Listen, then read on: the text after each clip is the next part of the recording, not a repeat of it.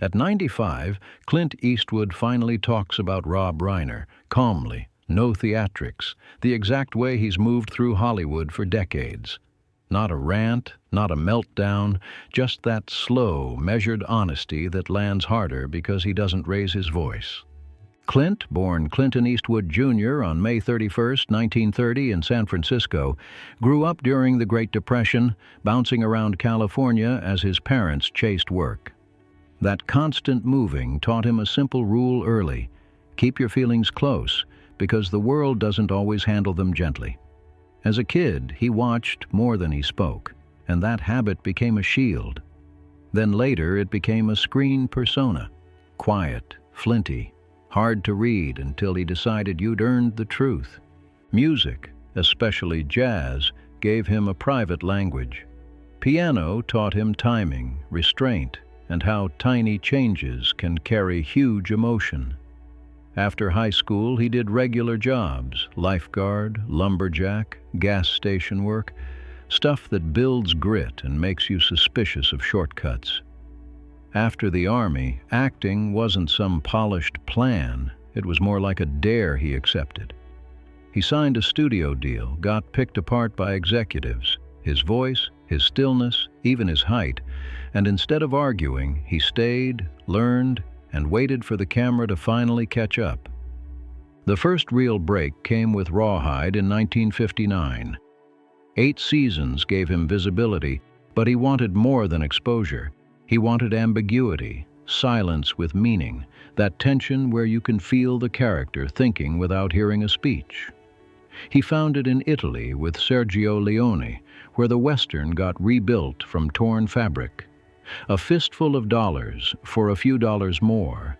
The good, the bad, and the ugly didn't just make him famous. They remade him. The man with no name didn't explain himself. He looked, implied, and made the audience do the math. When he came back to America, he wasn't just an actor anymore. He had leverage. The 1970s turned him into an argument people never stopped having. Dirty Harry hit like a shockwave. Was Callahan a defender of order or a romanticized bully? Eastwood didn't tidy that up because life doesn't tidy itself up. He widened his range. Play Misty for Me, High Plains Drifter, The Outlaw Josie Wales, Escape from Alcatraz. Different tones, different worlds, but always that same core. Consequences, restraint, and a moral landscape full of shadow. Behind the camera, he got even more stripped down. Fewer takes. Natural light. Shorter days. Actors trusted to carry weight without a soundtrack, forcing the audience to feel a certain way. He kept circling themes big studio movies dodged: aging, guilt, redemption, violence, and the stain it leaves long after the moment is over. That approach exploded in Unforgiven, 1992, a Western that didn't romanticize the gun. It exposed what the gun does to the soul. It won Best Picture and Best Director, and he still didn't slow down. Mystic River, Million Dollar Baby, Letters from Iwo Jima, Gran Torino, Changeling, American Sniper, film after film digging into gray zones where people don't get clean answers. The world rewarded that quiet approach. Big honors rolled in: AFI's Life Achievement, Venice's Golden Lion, awards across Europe. France went heavy on the respect too, giving him major cultural decorations that basically said, your style isn't minimal, it's substance. He didn't chase trophies, but the trophies chased him anyway. His personal life, though, was never as clean as the legend. He married Margaret Maggie Johnson in 1953, before Hollywood even knew his name. She was steady and private while his career was chaotic and uncertain.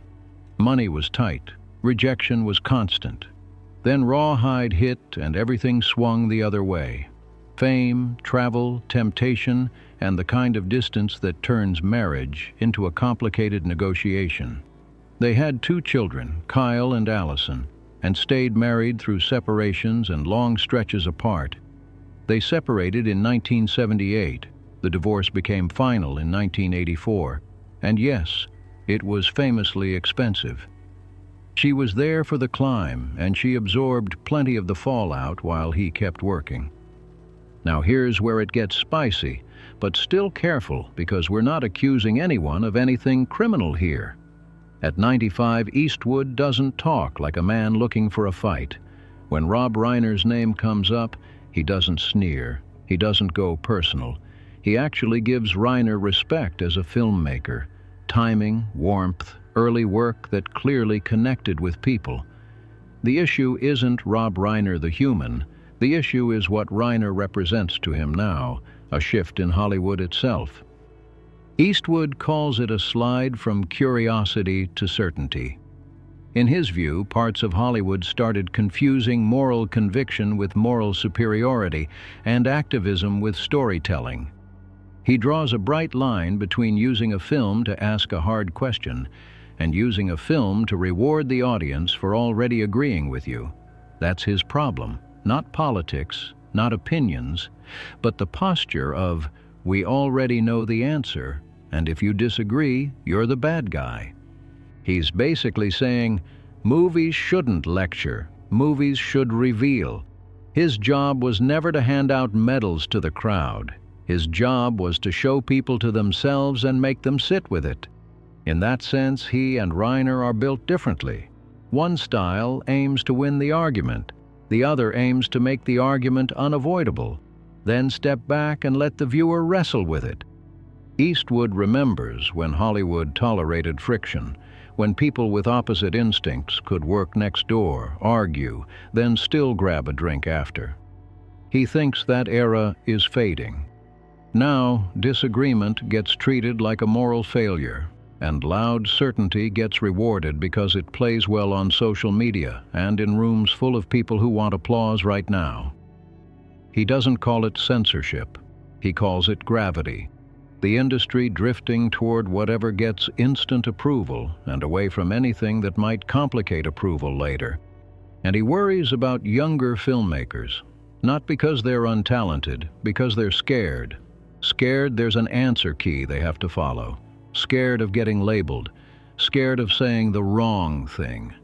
Eastwood's point is simple and sharp. Fear is a terrible writing partner. Does he think Reiner even hears this criticism? Eastwood shrugs like a man who's seen enough cycles to stop expecting miracles. People hear what they already agree with. He doesn't claim Reiner invented this climate. He says Reiner fits it in a way the system rewards. And again, Eastwood doesn't sound petty. He sounds like he's describing a change in weather, not making a hit list. If he has any heat at all, it's aimed at the idea that certainty makes small art. Ambiguity is where the audience enters. If the movie knows everything, there's no room for the viewer to bring their own life into it. If you tidy the world up too neatly, you rob people of the experience of finishing the story inside themselves. Eastwood doesn't even need to name titles to make the point. He just paints the difference. One kind of storyteller leaves the door ajar. Another bolts it shut and hands you a plaque. He's still practical about filmmaking, too. Bodies slow down, sets get bigger, attention spans shrink. He still prefers small crews, fast days, and actors who come ready. He trusts faces more than speeches. He hates shooting 5 angles just to find a scene, because if you need 5 angles to make it work, maybe you don't have a scene in the first place. When asked how he wants to be remembered, he doesn't get sentimental. He wants the films to keep doing what they do in the dark, make someone feel seen and a little uncertain. Box office fades, headlines fade, but a question planted in someone's mind can stick for years. That's what he's proud of. And about Reiner, he ends where he began, measured. Talent is real, he says, and the temptation to turn talent into a platform is real too. Some do it elegantly, some do it loudly. He distrusts volume when it replaces thought. Still, he says he hopes there's room for both kinds because any creative ecosystem needs variety. Then he gives that dry half smile and basically says, artists will always think they can fix the world, but maybe they should try to understand it first. That's Eastwood in a sentence, No preaching, just a nudge that hits like truth. So yeah, his truth about Rob Reiner isn't some secret leak or petty jab. It's a map of a modern divide in Hollywood. Questions versus answers, curiosity versus certainty, stories that invite participation versus stories that flatter allegiance.